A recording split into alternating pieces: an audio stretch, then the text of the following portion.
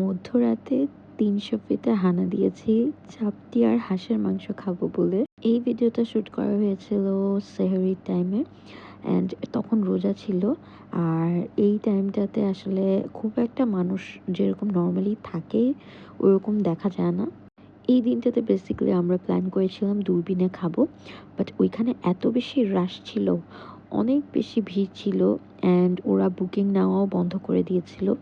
So আমরা তারপরে ঘুরতে, ঘুরতে আসলে ৩০০ ফিট চলে যাই। ৩০০ ফিট যাওয়ার পর ওখানে খুব কম সংখ্যক দোকান যেহেতু ছিল, সো আমরা যেটা খোলা পাই ওখানেই যাই।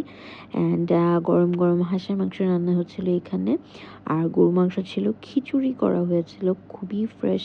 মানে খিচুড়িটা এত মজা হয়েছিল, মনে হচ্ছিল যে একদম কয়লার চুলায় যে খিচুড়িটা রান্না করা হয়, একদম স্মোকি একটা ফ্লেভার থাকে ওইরকম। আর হাঁসের মাংসটাও এখানে কষানো হচ্ছিল অনেকক্ষণ ধরে। সো আমরা আগে হচ্ছে হাঁসের মাংসটা ভাবছি যে ট্রাই করব, দেন বিফটা ট্রাই করব।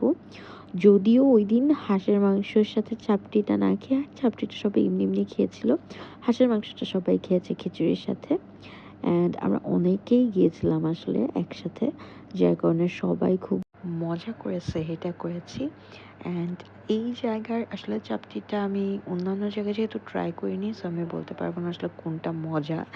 বাট সবাই খেয়ে এটা খুবই পছন্দ করেছে। স্পেশালি আমার কাছে যেহেতু আমি খিচুড়িটা ট্রাই করেছি, আমার কাছে খিচুড়িটা খুবই মজা লেগেছে। খুবই মানে খুবই হালকা স্পাইসেস ছিল, অনেক বেশি মশলা ছিল না। বাট যে প্রবলেমটা আমার কাছে মনে হয়েছে সেটা হচ্ছে খিচুড়িটাকে অনেক বেশি কালারফুল করার জন্য আই থিঙ্ক ওরা টার্মারিক পাউডারটা একটু বেশি দিয়ে ফেলেছিল। বাট আদারওয়াইজ খেতে মজা ছিল।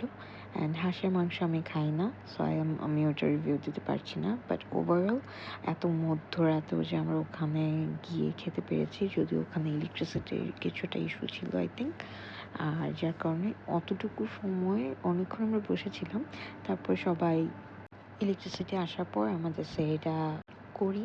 আর অনেক অলমোস্ট ভোরবেলা আই থিঙ্ক আমরা বাসায় গিয়েছি, অলমোস্ট ভোরবেলা।